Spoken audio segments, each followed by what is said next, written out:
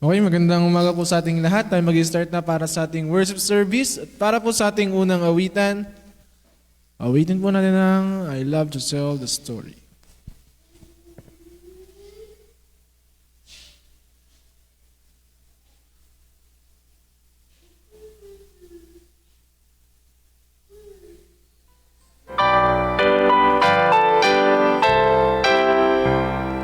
Okay, awitin po ng I Love to Tell the Story. Ready, sing. I love to tell the story of acts and things above, of Jesus and His glory, of Jesus and His love. I love to tell the story because I know this truth. It satisfies my longings as nothing else can do. I love to tell the story. 'Twill be my living glory to tell the old story of Jesus and His love. I love to tell the story, more wonderful it seems than all the golden fancies of all our golden dreams.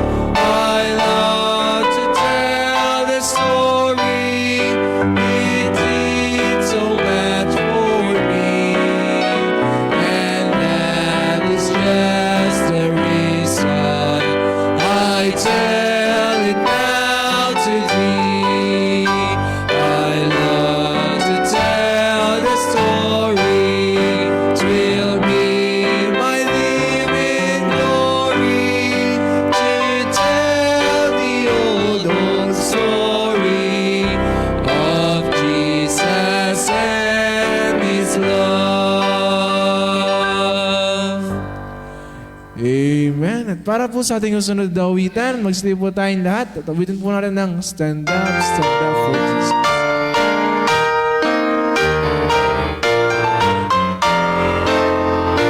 Ready, sing. Stand up for Jesus, His soldiers of the cross.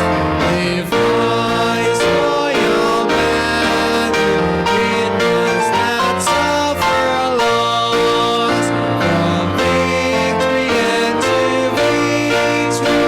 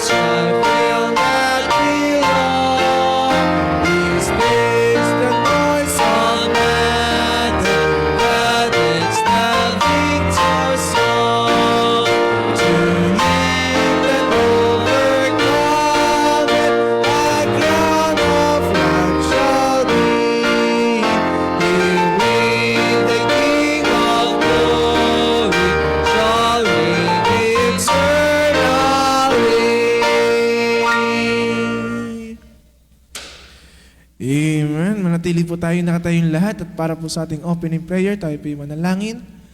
Panginoon Jesus, maraming salamat po sa umagang bigay niyo sa amin. Maraming salamat, Ama, sa inyong patuloy na biyaya at pagpapala na patuloy na pinagkakaloob sa bawat isa.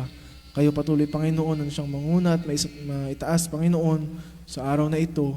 Nadalayan ko, Panginoon, na i-bless niyo ang bawat isa at mapuspos ang inyong banal na Espiritu, Panginoon, ma-renew, ma-revive, Panginoon, sa mensaheng kanilang mapapakinggan.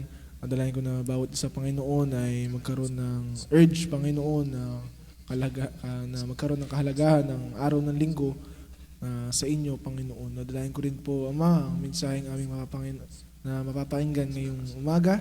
Dinadalayan ko, Panginoon, na na i-bless sa Panginoon ang lahat ng makikinig. At sa mensaherong tatayin sa aming harapan, itayo sa Panginoon sa inyong banal na likuran at sa mga miyembro na wala pa, Panginoon, kayong patuloy na mag-ingat sa kanila. Ito po kami hinihiling at dadalangin sa pangalan ng Panginoong Jesus. Amen. Pwede po tayo magsiupong lahat at para po sa ating huling awitan, awitin po na the crown him with many crowns.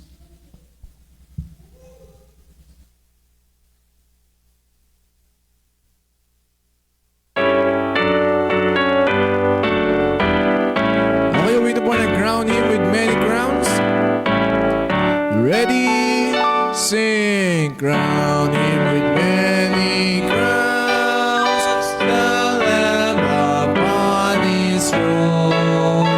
Hark how the heavenly anthems notes, all music bad its own.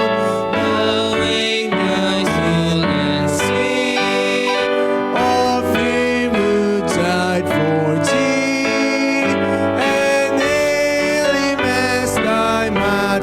King through all eternity.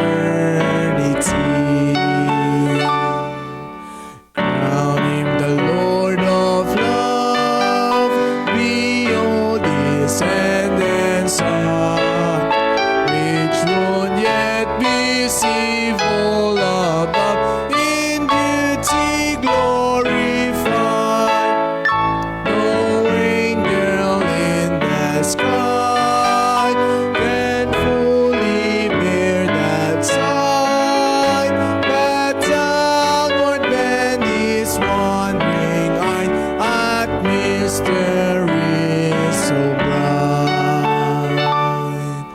crown him the Lord of life, who triumphed o'er the grave, who rose victorious to the strife for those he came to save.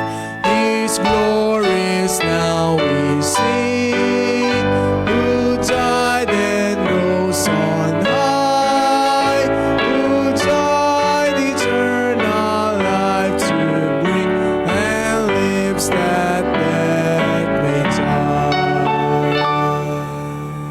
Crown him the Lord of peace, whose power a scepter sways. From pole to pole that wars may cease, and all be prayer and praise. There is no end, and round his glorious feet fair floods of paradise extend, their fragrance ever sweet. Amen. Maraming salamat po sa ating natapos na awitan at para po sa ating welcome song, mag-stay po tayong lahat. Kami ang pala ng bawat isa at awitin po natin ang pagbati. Sa ating kapatiran, makipagitian, at sa ating paglagi, sabay sambahan, ay madama mo rin pagpapala niya.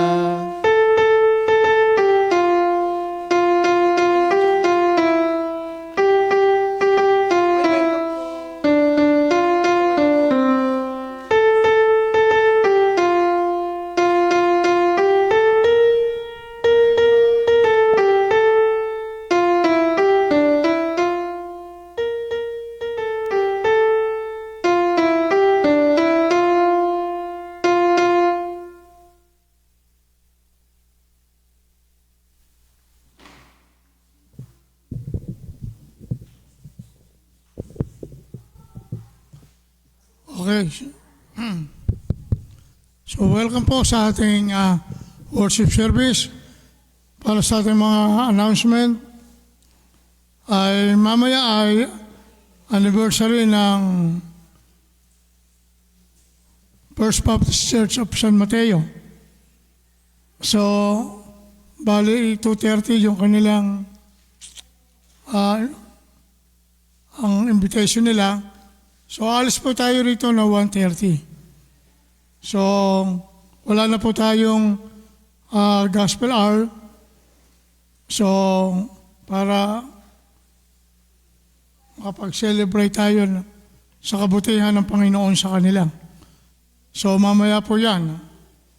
So, yung mga sasabay, so, punta po kayo rito ng 1:30. Okay?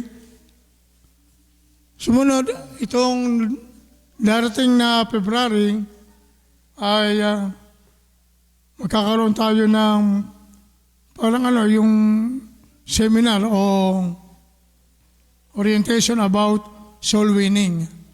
So, i-revive po natin yan at mahalaga na makapag-soul winning tayo rito at ma-encourage yung bawat isa. Ang pinakamalapit sa puso ng Panginoon ay talagang itong soul winning. Kung natandaan natin ang Bible, ay yung mga alagad sinugo.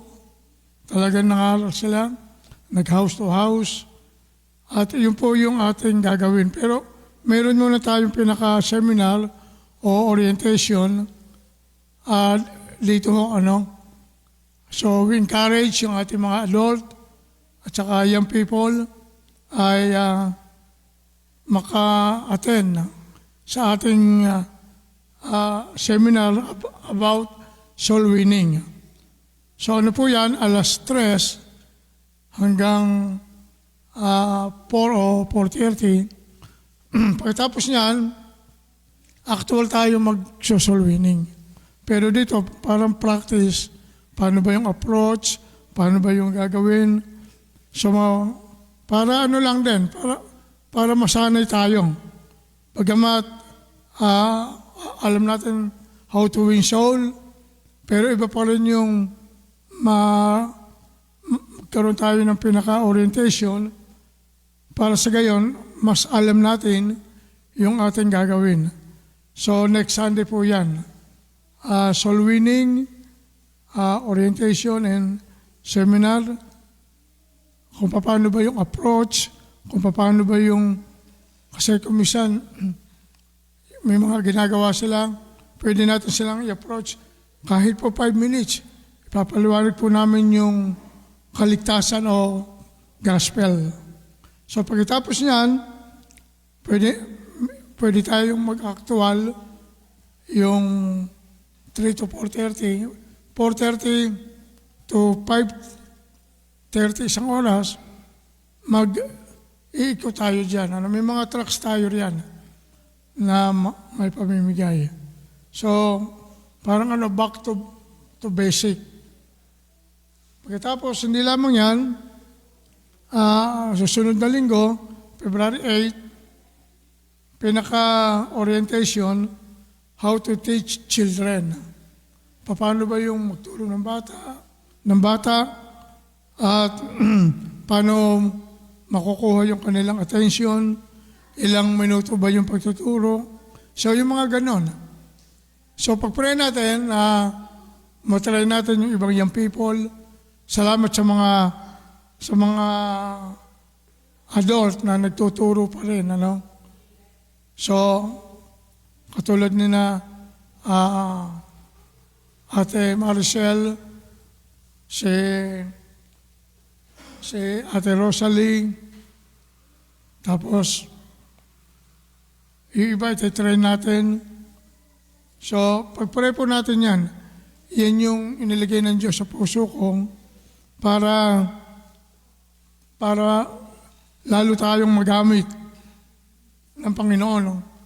Paano ba maalis yung hiya? Kung minsan, dahil hindi natin napapractice, medyo nahihiya tayo. Pero pag lagi natin ginagawa yung pag-aakay ng kaluluwa, masasanay tayo. So una ang Panginoon, siya yung magbibigay sa atin ng wisdom, lakas, at saka katatagan. Okay, yung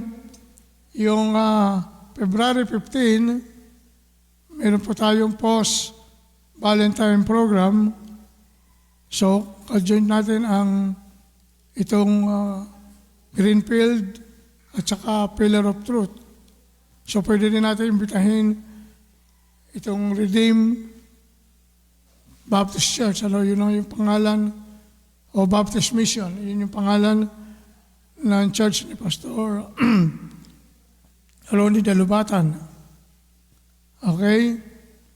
So, patuloy po natin ipanalangin yung ating mga first fruit. Itong mga nakaraang linggo, may pumasok tayong 2,000. So, si Sister Rosalie, 1K, na talagang magkaroon tayo ng choir director, at si Sister Jocelyn ay magaling magturo sa piano.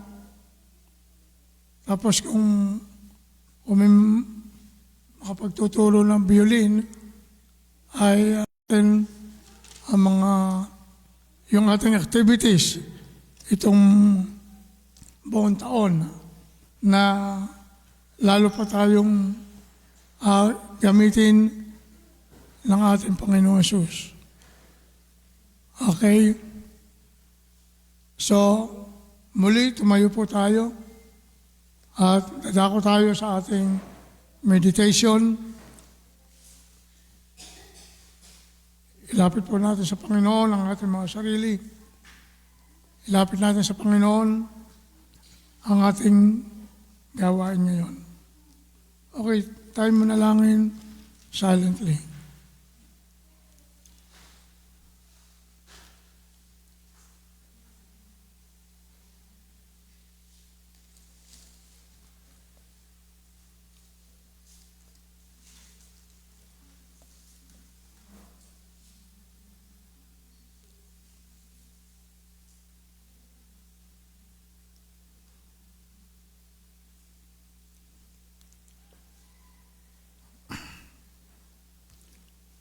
Make a joyful noise unto the Lord, all ye land. Serve the Lord with gladness. Come before His presence with singing. Know ye that the Lord is God. It is He that hath made us, and not we ourselves.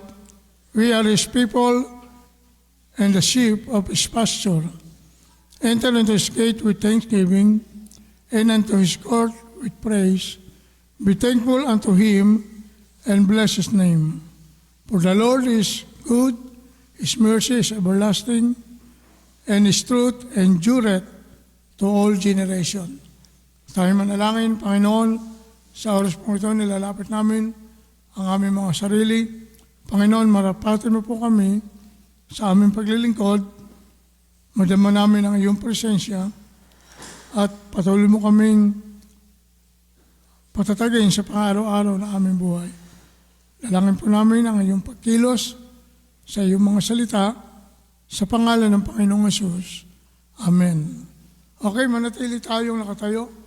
Dadako tayo sa responsive Bible reading. Okay, sa John chapter 15, verse 1 to 16. So, basahin po natin ito responsibly. John 15, verse 1 to 16. Okay, verse 1, I am the true vine, and my Father is the husbandman.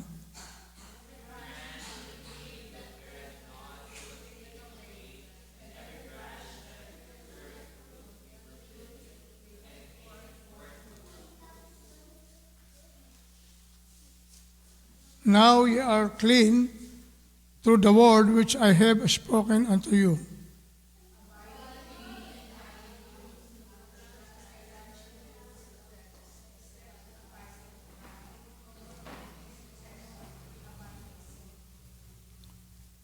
I am the vine, ye are the branches. He that abideth in me, and I in him, the same bringeth forth much fruit, for without me ye can do nothing.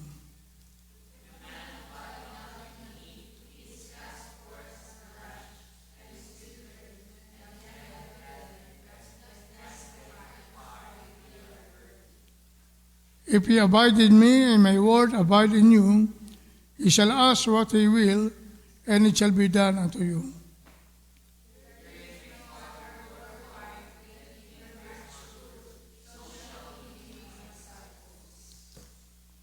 As the Father hath loved me, so I have loved you.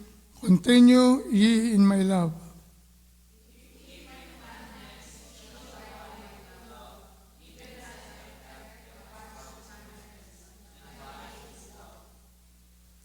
These things have I spoken unto you, that my joy might remain in you, and that your joy might be full.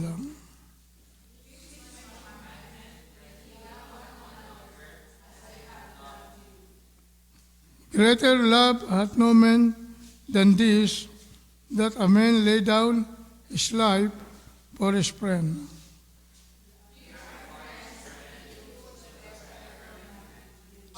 Henceforth, I call you not servant, for the servant knoweth and what his Lord doeth, but I have called you friend, for all these things I have heard of my Father, I have made known unto you.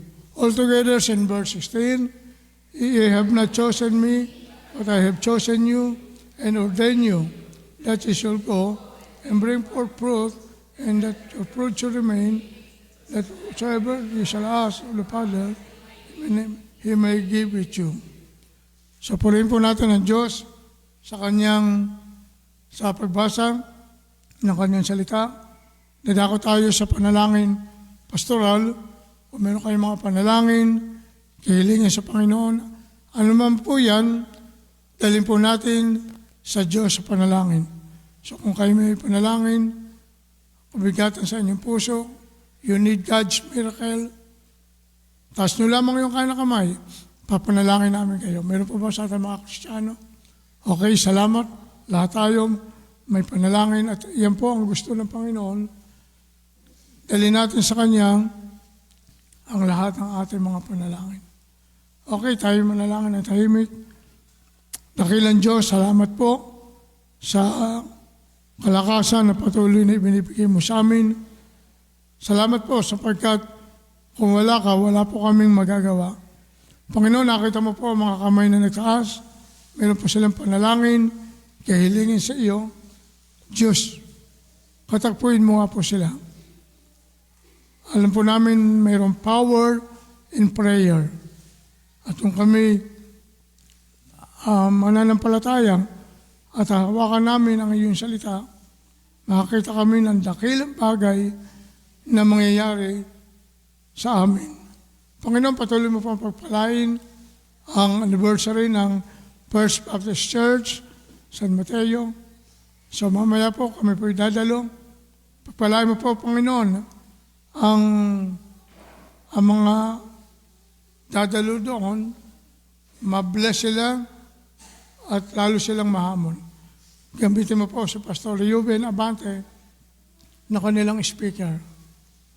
Panginoon, dalangin din po namin sa next Sunday, meron po kaming orientation or seminar about soul winning.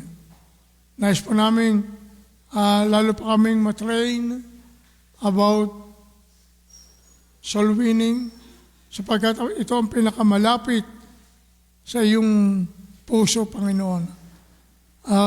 Ganun din po sa susunod na February 8, Second Sunday, seminar for Sunday School teacher, how to teach children. Panginoon, kailangan po namin ito para kami po'y ma-refresh at nawa makapag-train pa kami ng mga young people na magtuturo sa mga bata, makapag-train kami ng mga Sunday school at maging soul winner kami. Pagpalain mo rin, Panginoon, ang aming post-Valentine program sa February 15. Ito po yung joint fellowship ng Angat, ng DRT, at ng Pillar of Truth Baptist Church. Nawa, Panginoon, patuloy mo po na pasiglahin ang iyong gawain, bigyan mo kami ng lakas, bigyan mo kami ng pusong na-encourage para sa gayon ay magamit mo kami ng lubusan. Dalangin din po namin, Panginoon, ang aming first fruit offering. Panginoon, salamat po sapagkat ginagamit mo ito para sa mga church project, nakakatulong sa gawain, at kami, Panginoon, na pinagpala mo ay magbibigay sapagkat ikaw ang nagsabi na iniibig mo ang nagbibigay ng masaya. Parangalan ka namin sa aming tinatangkilik, sa aming mga unang bunga. Ano pat, kami patuloy na pagpalain mo para lalo kaming makapagsuporta sa gawain ng Panginoon. Dalangin din po namin ang aming mission pan. Panginoon, salamat din po sapagkat ang iyong mga anak ay patuloy na nagbibigay para makasuporta sa mga pastor, sa mga missionary, sa mga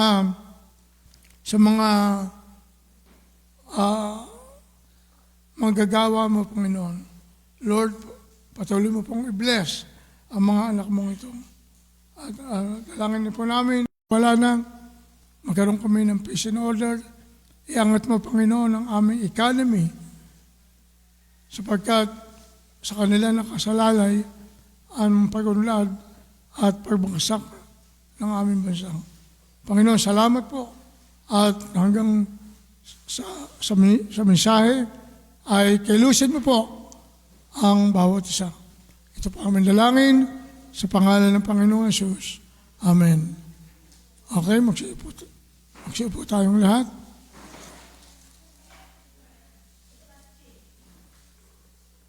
Okay, special number.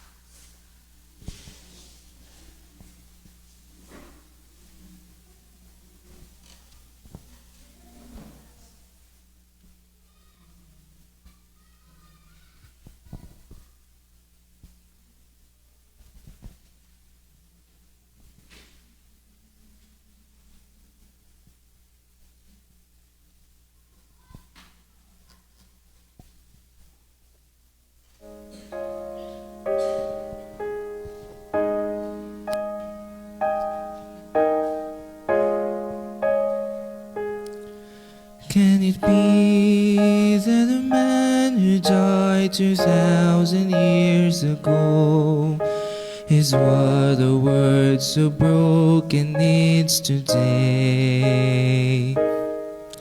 Can it be that it truly is the only Son of God? His world the sick and even raised the dead. Can it be that He's living today? Can it be that He conquered the grave? Can it be that the soul who will call on His name shall be free? Can it be?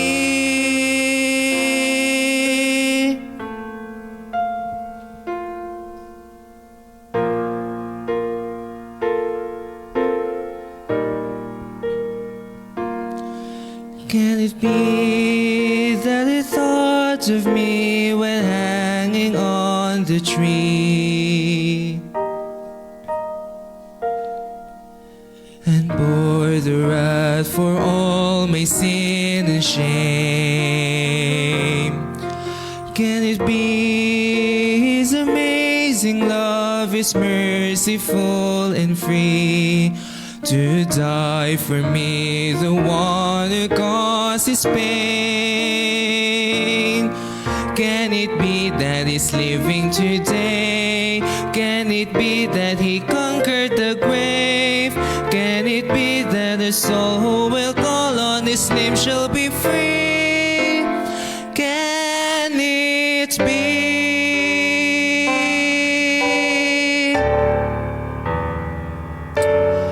Can it be that my name is written down in heaven above?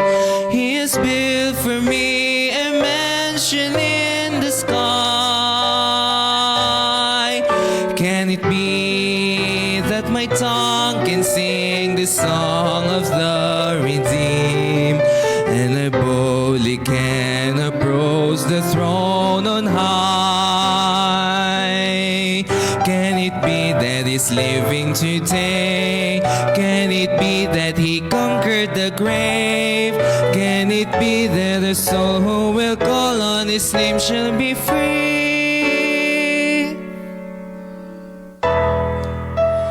Can it be?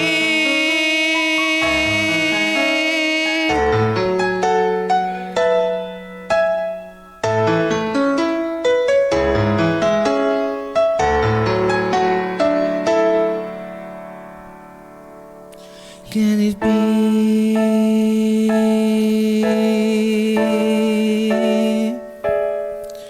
Can it be?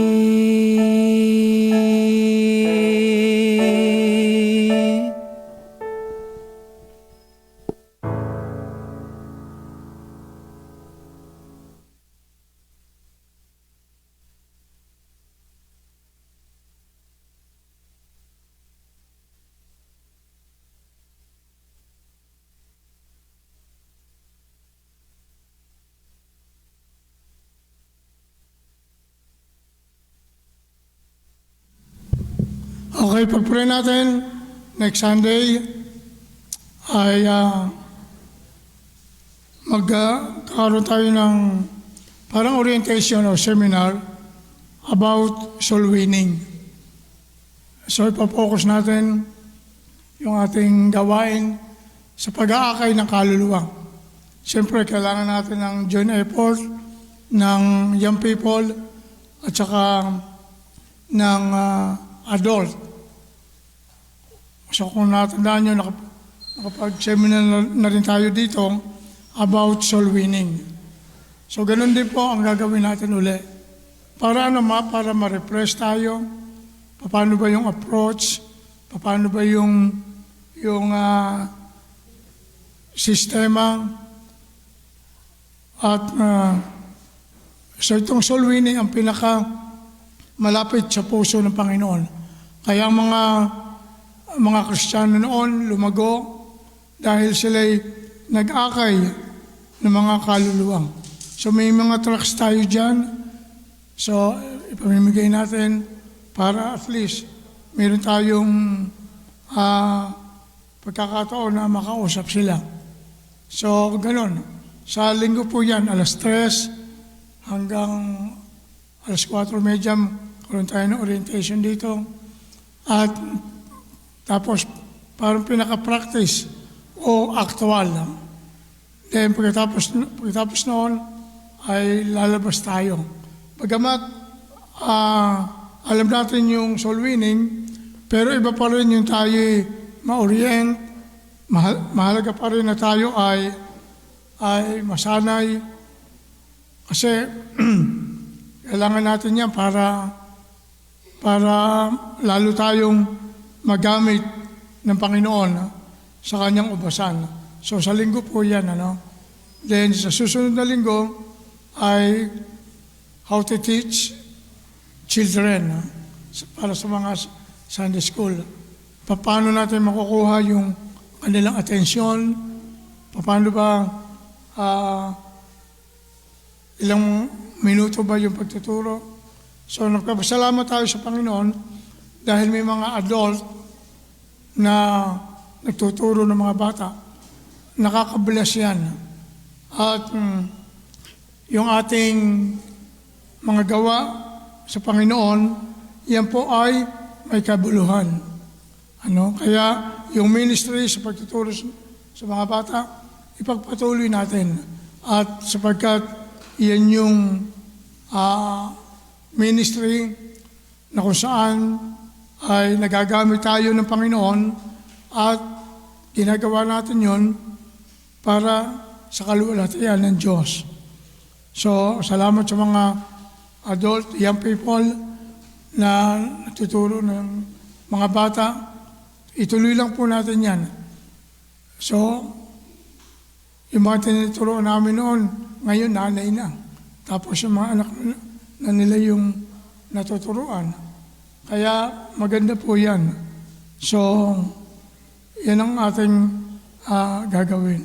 So, pagpare po natin yung ating mga activities na patuloy tayong gamitin ng Diyos. Okay? So, mamaya, mayroon po tayong may anniversary. Wala na tayong yung gospel hour sa First Baptist Church of San Mateo. So malaman lang namin yung sasabay o sasakay para at least kung kayo sasabay sa adventure, so punta kayo rito ng 1:30 para sa gayon ay hindi tayo nalilate. Okay? So dadako na po tayo sa mensahe. So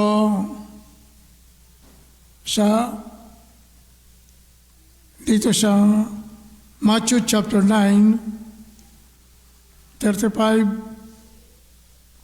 hanggang 38. Matthew chapter 9,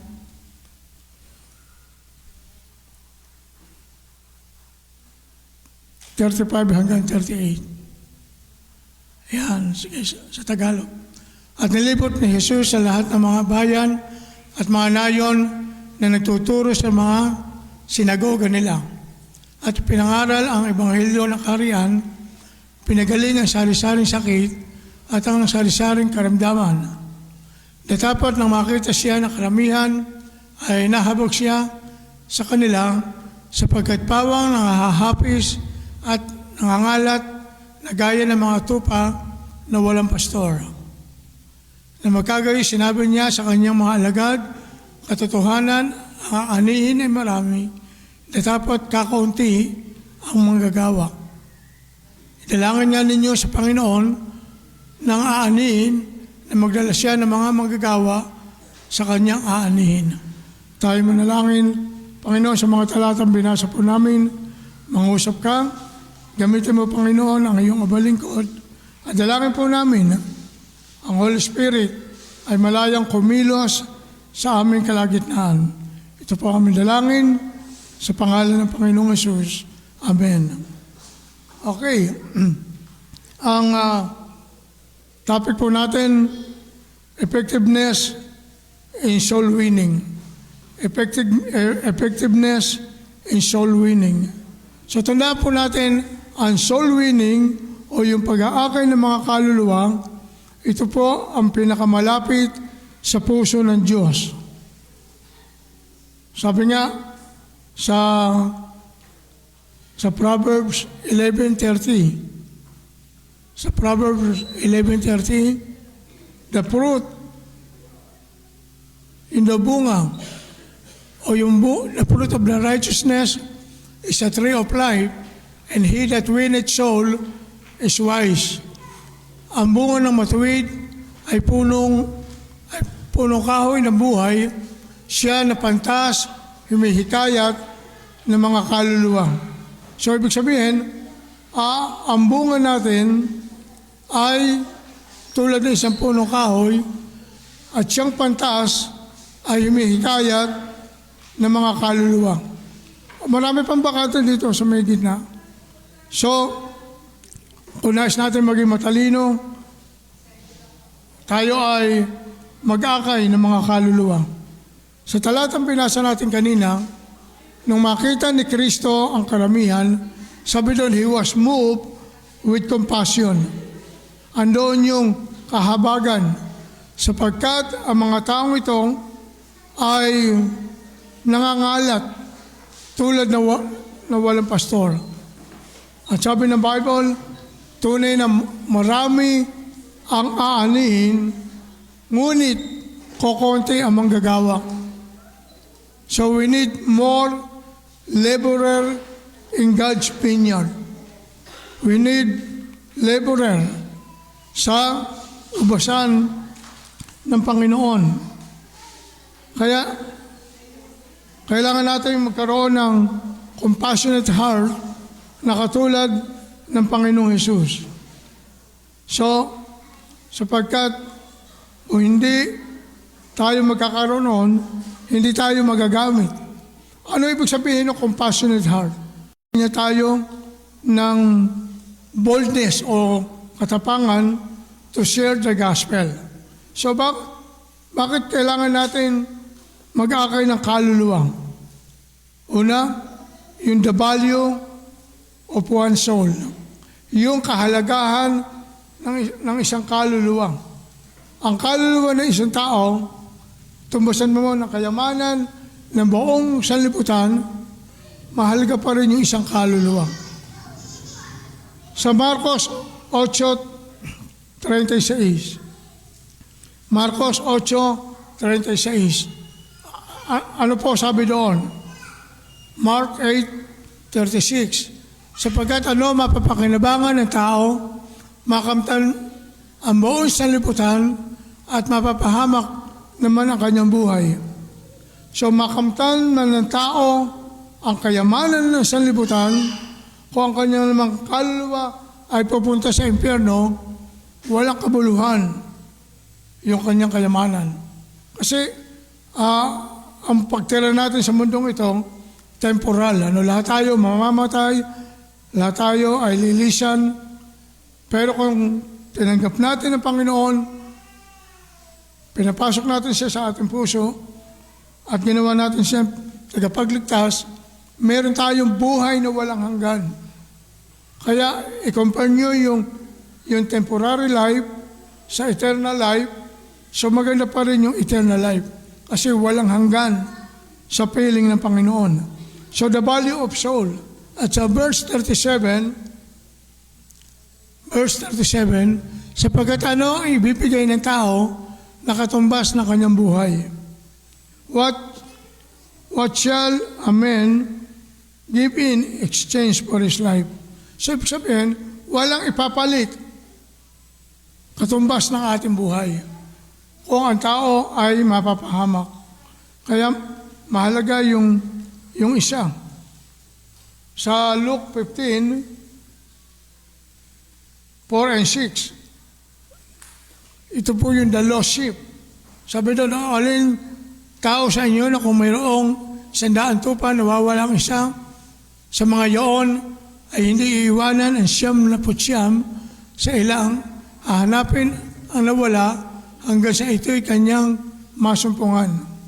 Yung pastol, nag-aalaga ng 100 tupa, nung binilang niya, 99. So iwanan niya yung 99, hahanapin yung isang tupang, at pag ito'y nakita niya, siya ay magagalak, magpupuri, sapagkat nasumpungan niya yung isang nawawala. Kaya mahalaga ang isang kaluluwa. Ay titipunin niya ang kanyang mga kaibigan at mga kapitbahay na sinasabi, makipagkatuwa kayo sa akin sapagkat nasumpungan ko ang isang putol na nawala sa akin. So the value of one. So isa, the lost sheep. Pangalawa, yung the lost children. Nawala yung kanyang silver, nung makita niya, indaya niya yung balik ko sa akin, Ama, at sasabihin ko, Ama, ako'y nagkasala laban sa iyo. So, tinanggap siya ng kanyang ama, sapagkat sabi ng kanyang ama, ang aking anak ay nawawala, ngayon ay nasumpungan. So, mahalaga ang Panginoon. Siya yung magkukumbik, siya yung mangungusap sa ating mga unserved loved ones kapag ibinahagi natin yung kaligtasan. So hindi lamang yan, the reality of heaven on earth. So, kaya tayo nag-aakay ng kaluluwa sapagkat yung katotohanan na may langit at impyerno. Sa Revelation 20, verse 15. Revelation 20, verse 15. Sabi doon, sino man, 15 yan. At kung sino man ay hindi nasumpungan, nakasulat sa aklat ng buhay, ay ibinulid sa dagat-dagatang apoy. So, ibig sabihin, kaya tayo ay nag-aakay ng kaluluwa, yung katotohanan na mayroong langit, mayroong impyerno, na pupuntahan yung tao. So, siyempre, kung mahal natin sila, ay mag-aakay tayo. Akayin natin sila. Panginoon, ayokong ako'y nasa langit, tapos yung aking mga kaibigan, aking mahal sa buhay, ay papuntang impyerno. So, just keep on praying. Keep on talking. Ngayon, pag nagawa natin yung ating bahagi, yung mayaman, namatay, napunta doon sa impyerno. So, yung katotohanan na mayroong langit at impyerno, kaya tayo nag-aakay ng mga kaluluwa. Ayaw nating mapunta doon ang ating mga mahal sa buhay. Revelation 21 verse 8. Ngunit sa mga duwag at sa mga hindi mananampalataya at sa mga matay tao at sa mga mapakiapid at sa mga manggagaway at sa mga sumunod. Sabi doon ang kanilang, sige, sumunod, isa pa. Okay, bitin yung verse 8. Sa lahat ng mga sinungaling, sa lahat ng mapagsamba sa Diyos-Diyosan, ang kanilang bahagi ay sa dagat-dagatang apoy na nagniningas. So, yung katotohanan na mayroong impyerno. So, pangalawa, yung the method of soul winning. So, proclaim the gospel. Diba? Romans 1:6. Romans 1:6. Sabi doon, hindi ko kinakahiya ang ebanghelyo. Romans 1:8 pala, excuse me. Romans 1:16.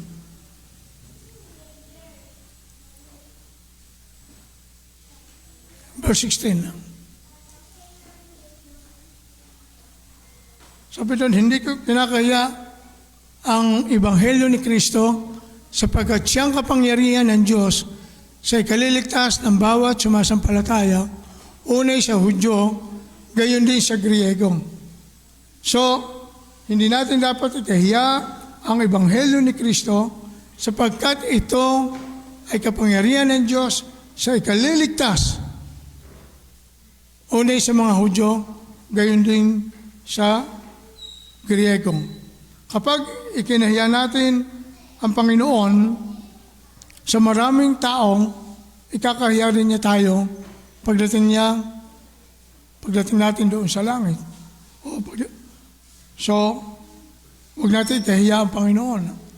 Sapagkat ang Ebanghelyo, ito'y kapangyarihan ng Diyos sa ikaliligtas. Kaya nga, andoon yung power.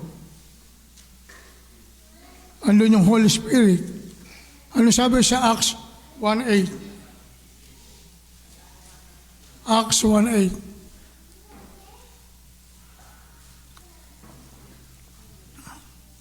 Datapot tatanggapin ninyo ang kapangyarihan pagdating sa inyo ng Espiritu Santo at kayo magiging mga saksi ko sa Jerusalem at sa buong Judea, Samaria, hanggang sa kahuli-hulihang hangganan ng lupa.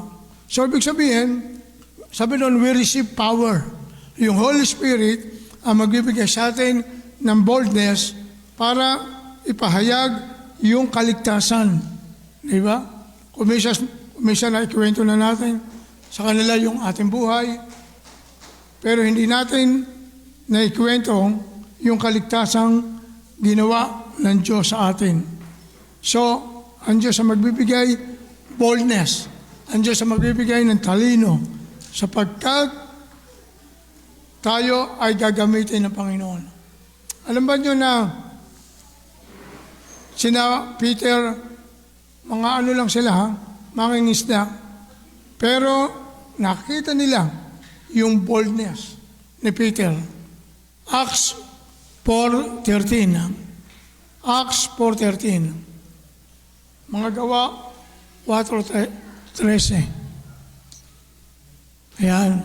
Na makita nga nila ang katapangan ni Pedro at ni Juan at pagkatalastas na siya mga taong walang pinag-aralan at mga mangmang ay nangagtaka sila at nangapagkilala nila na sila'y mga kasama ni Jesus. Mga fishers of men, walang pinag-aralan, pero dahil ginamit ng Diyos, andun yung kanilang tapang. Nakita nila yung kanilang katapangan sapagkat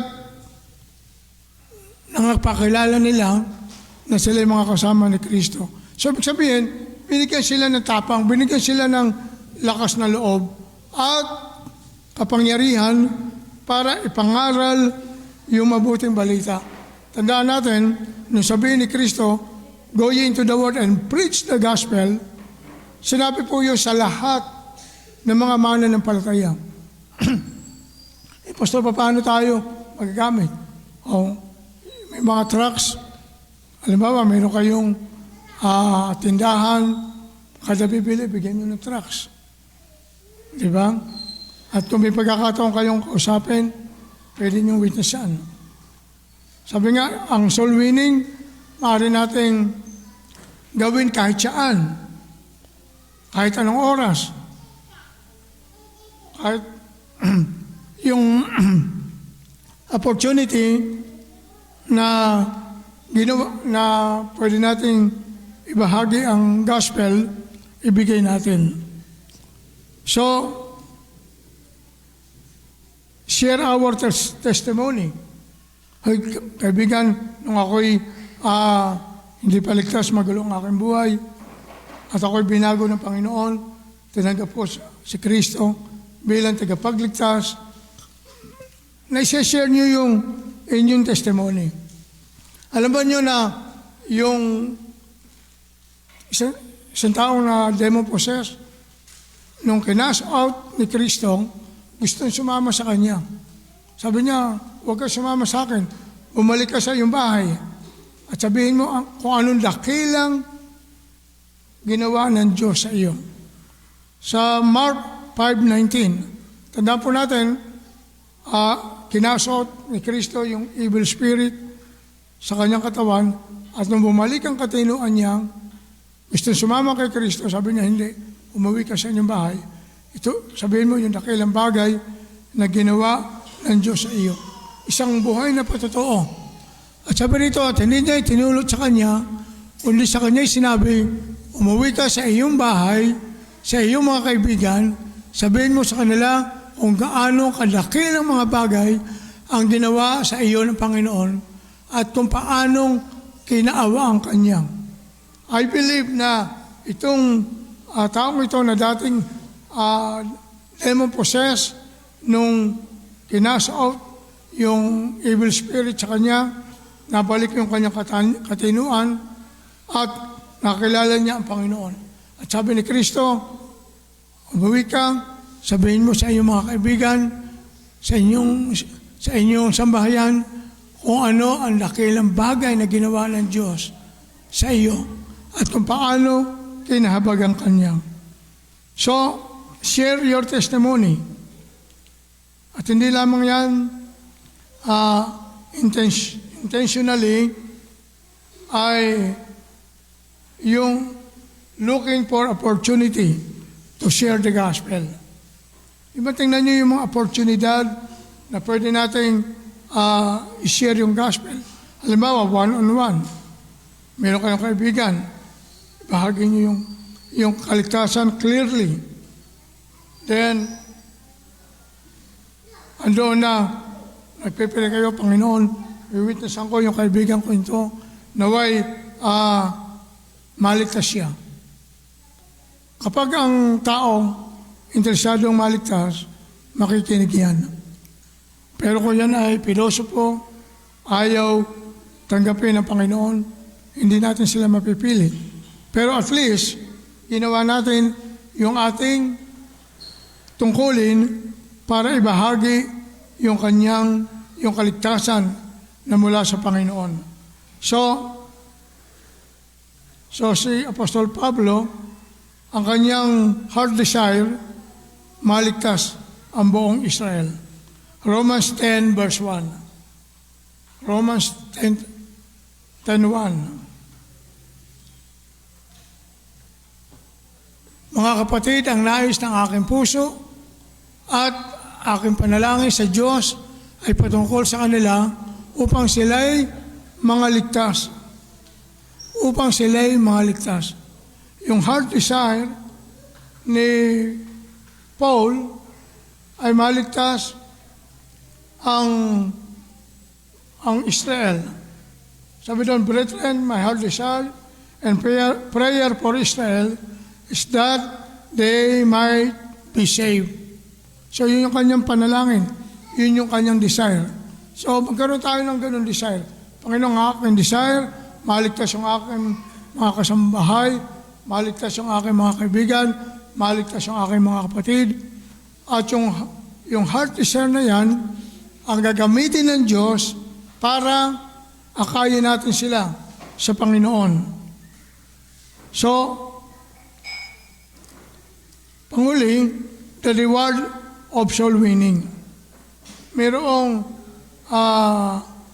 reward, merong result, merong katuwaan sa langit sa isang makasalanan na naligtas. Luke 15, verse 7. Tandaan natin, isang kaluluwa na tumanggap sa Panginoon, mayroong katuwaan doon sa langit, sa mga anghel. Okay? Luke 15, verse 7.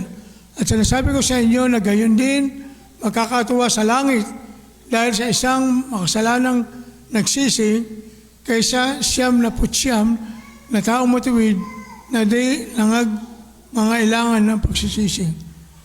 So mayroong katuwaan doon sa langit ang mga anghel sa isang taong nagsisi kaysa 99 na matuwid na hindi nangangailangan ng pagsisisi. So ibig sabihin, maraming mga tao na matuwid, kung hindi nila tatanggapin ng Panginoon, sa impyerno pa rin siya. So, merong reward. Ang result, yung katuwaan doon sa langit. So, hindi lamang yan, yung eternity impact. Andoon yung tayo ay magliliwanag katulad ng star doon sa langit. Sa Psalms 126, verse 6. Psalms 126, verse 6. Siyang lumalabas at umiiyak na nagdadala ng binhing itatanim, siya hindi sasalang mabalik na may kagalakan na dala ang kanyang mga tangkas.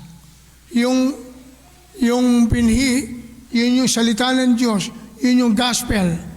At sabi doon, siyang lumalabas, umiiyak, na nagdadala ng binhi, itatanim, siya hindi sasalang babalik na may kagalakan na dala ang mga tangkas. Ibig sabihin, yung tangkas doon, yun yung bunga ng mga kaluluwang naligtas na inani. Parang naghasik siya, tumubo, at yung tangkas na yan ay larawan ng mga kaluluwang na nabahaginan ng Ebanghelyo ni Kristo. Kaya mayroong eternity impact na sila'y katulad ng mga bituin na kikinang doon sa kalawakan. So, hindi lamang yan yung fruitfulness, demonstrating wisdom and obedience to God. Sa John 15, verse 16, John 15, verse 16, verse 16.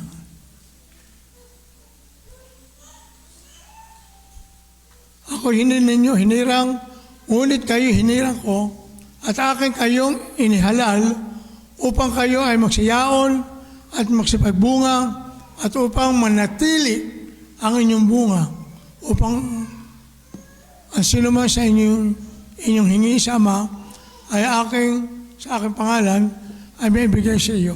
So, ibig sabihin, fruit that remain. Naakay nyo yung taong yun na natili, mag-aakay din siya. Dito yung bunga. Bunga ng ating paghayo. Lahat tayo ay naatasan na mag-akay ng kaluluwa. Kaya, ang soul winning ay hindi po ito para lang sa evangelist. It is a mandate for all the believer to share the gospel and lead a lost soul for Christ. Hindi lamang sa evangelist, hindi lamang sa pastor ang soul winning, kundi para sa lahat ng mga mananampalataya. So, ang tanong, tayo ba'y nag-aakay ng kaluluwa? Tayo ba'y ginagamit ng Diyos sa soul winning? So, panahon lang na tayo makapag-akay ng kaluluwa para sa Panginoon. So, tumayo tayong lahat, tayo manalangin. Okay, let us stand.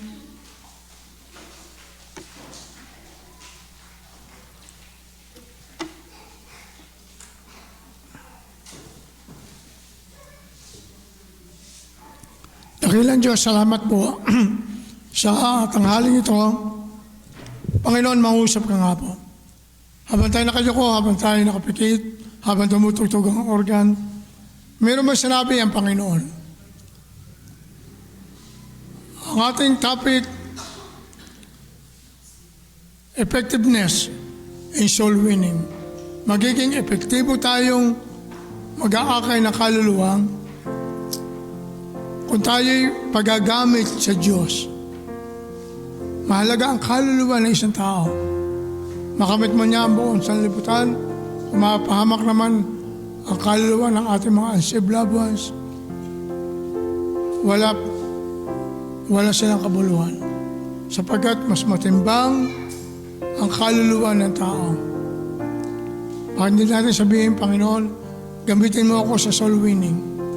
Gamitin mo ako sa pag-aakay ng kaluluwa. May mga mahal pa ako sa buhay na hindi paligtas. Pero kaming mga kamag-anak na hindi paligtas. Lord, use me mightily. So yun ang nais ng Panginoon. Back to basic. Ang pag-aakay ng kaluluwa, ito'y gawain ng lahat ng mga mananampalataya. Hindi lamang pastor, hindi lamang evangelist, hindi lamang kundi lahat ng Kristiyano. Ito ay katungkulan niya. Sapagkat tayo ang gagamitin ng Panginoon. Hindi natin sabihin, Lord, narito ang aking buhay, mag-aakay ako ng kaluluwa sa tulong mo. Tandaan natin, siya nagbibigay ng lakas, siya nagbibigay ng talino, ang Diyos ang nagbibigay ng katapangan. Nagawa yan ng mga mananampalataya sa New Testament. At hanggang ngayon, magagawa pa rin natin. Humingi tayo sa Diyos ng boldness, humingi tayo sa Diyos ng katalinuhan, at ibibigay ng Panginoon ito. Meron bang kinausap ang Diyos, Panginoon, gamitin mo ako sa soul winning. Gamitin mo ako sa pag-aakay ng kaluluwa. Meron pa akong mga unsaved loved ones. Meron pa akong mga kaibigan, kamag-anak na hindi pa ligtas. Panginoon, ipapanalangin ko silang ma-save. Kakausapin ko silang, use me mightily. At kung yan ang iyong panalangin, at kung hinamon ka ng Diyos, taas mo lamang yung kanang kamay, ipapanalangin kita. Meron ba sa ating mananampalataya? Okay, salamat. Salamat. Salamat. Kailangan natin lahat yan. Lumilipas ang panahon, ang bilis ng panahon. Pero tayo ay tumatanda. Sabi nga ng Bible, redeeming the time because the day are evil. Tayo manalangin, open our heart, let us pray. Panginoon, salamat po sa iyong pagkilos. Hindi bang nagtaas ang iba, pero andun pa rin ang kanilang puso na mag-akay. Panginoon, bigyan mo kami ng boldness. Bigyan mo kami ng wisdom. Bigyan mo kami ng eagerness na sila'y maakay. Kausapin namin sila, pagkipray namin sila, at naway yung eagerness, ibigay mo sa aming puso. Panginoon, hayaan mo po na kami gamitin mo sa pag-aakay ng mga kaluluwa ng mga naliligaw. I-bless mo po ang mga anak mong ito at sila'y patuloy na gamitin sa iglesyang ito. Salamat po sa iyong pagkilos. Pinabalik namin ang kapurihan sa iyo sa tanging pangalan ng aming Panginoong Yesus. Amen. Okay, dako tayo sa ating offering, sa ating tithes and offering. Purihin natin ang Panginoon sa ating pagkakaloob. Okay, Jowas? Awitin natin yung thank you, Lord.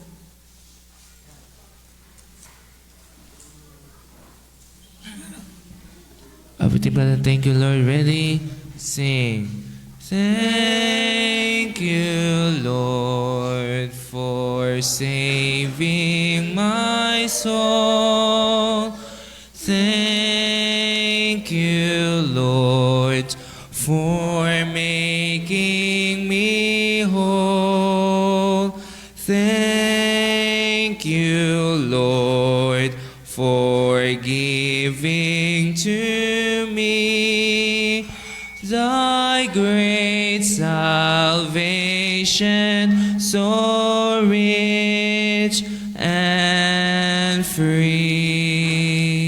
Okay, tayo po manalangin. Panginoon, maraming salamat po sa pagkakataon na kami po ay magbibigay. Kayong patuloy, Panginoon, ng magpala sa bawat isa. Nadalayan ko, Panginoon, na maibigay namin ang nararapat sa inyo at magamit ito, Panginoon, sa inyong bahay, sambahan, na mag-supply, Panginoon, sa mga pangangailangan nito. Ito po kami niling dalangin sa pangalan ng Panginoong Jesus. Amen.